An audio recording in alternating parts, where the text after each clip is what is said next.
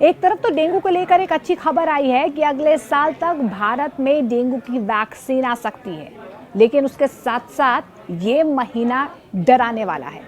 ऐसे में क्यों कह रही हूँ, इस वीडियो के जरिए आपको समझाने की कोशिश करूंगी। लेकिन उससे पहले अगर आपने न्यूज़ 18 इंडिया का डिजिटल प्लेटफॉर्म सब्सक्राइब नहीं किया है तो जल्दी से पहले उसे सब्सक्राइब कर लें, क्योंकि ये महीना डेंगू को लेकर डराने वाला है।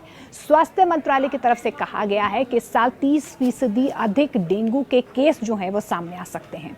दरअसल आपको बता दें कि केंद्रीय स्वास्थ्य मंत्रालय ने आगाह किया है कि देश में डेंगू के मामलों में लगातार बढ़ोतरी देखने को मिल रही है। केंद्रीय स्वास्थ्य सचिव अपूर्व चंद्रा ने कहा है कि पिछले साल की तुलना में 30% अधिक मामले इस बार देश में डेंगू के होंगे। ऐसे में आने वाले दिनों में डेंगू के और भी ज्यादा मामले सामने आ सकते हैं।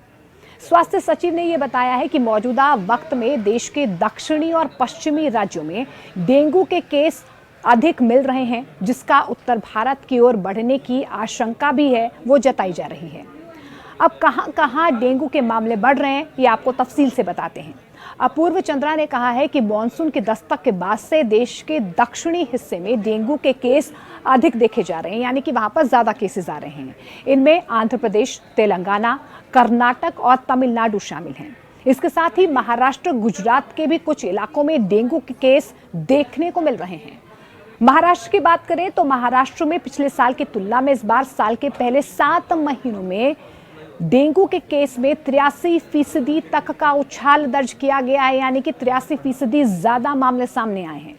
जनवरी और जुलाई 2023 के बीच जहां पर महाराष्ट्र में 3164 मामले रिपोर्ट किए गए थे, वहीं इसी साल के पहले 7 महीनों में 5776 केस जो हैं वो सामने आए हैं। इस साल अब तक कर्नाटक में डेंगू के 19,000 से ज्यादा मामले सामने आए। आप देखिए कितनी संवेदनशील ये खबर है कि कर्नाटक में डेंगू के अब तक 19,000 से ज्यादा मामले जो हैं वो सामने आए हैं। चिंता करने वाली बात है ये। और पश्चिम बंगाल में भी डेंगू के मामले तेजी से बढ़ रहे हैं। जनवरी से राज्य में कम से कम 2,640 लोग डेंगू से पीड़ित पाए गए हैं। अक्टूबर आने ही वाला है और ये कहा जा रहा है कि अक्टूबर में डेंगू का पीक आ सकता है। स्वास्थ्य सचिव अपूर्व चंद्रा ने कहा है कि वैसे देश में तो अगस्त महीने से ही डेंगू के मरीजों की शुरुआत हो जाती है, लेकिन इस साल पिछले साल की तुलना में डेंगू की शुरुआत पहले ही हो चुकी है। और केंद्रीय स्वास्थ्य मंत्रालय के आकलन के मुताबिक इस साल के अक्टूबर में डेंगू के मरीजों की संख्या सबसे ज्यादा हो सकती है, ये अंदेशा जताया जा रहा है।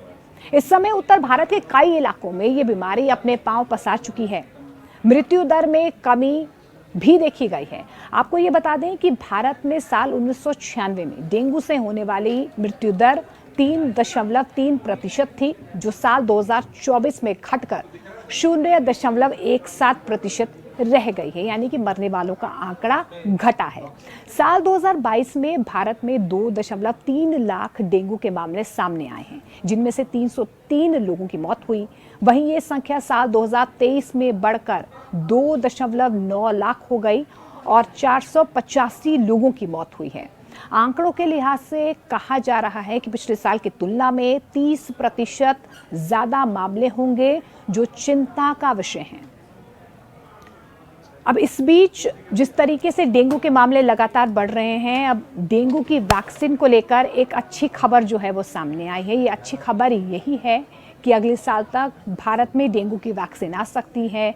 4 कंपनियां इसके ट्रायल पर काम कर रही हैं।